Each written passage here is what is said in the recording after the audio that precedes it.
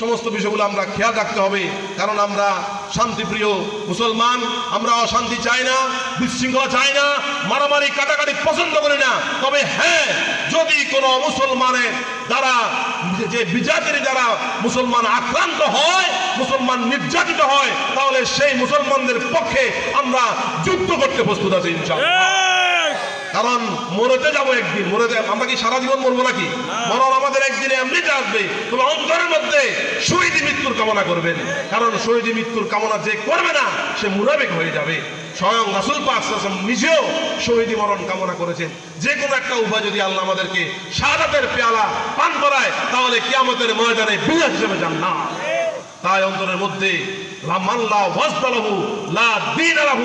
যার মধ্যে ওয়াজব নাই, যার মধ্যে উদ্যমতা নাই, যার ভিতরে অন্তরের মধ্যে যেই মানুষের যে অন্তরের মধ্যে চেতনা নাই, সে কোনোদিন দিন পালন করতে পারবে না। কারণ রাসূল পাক সাল্লাল্লাহু আলাইহি ওয়াসাল্লাম একদিকে দয়ালু ছিলেন, তিনি অনাথ, গরিব, অসহায় এতিমদের দায়িত্ব পালন করেছেন, তাদের প্রতি দয়া প্রদর্শন করেছেন।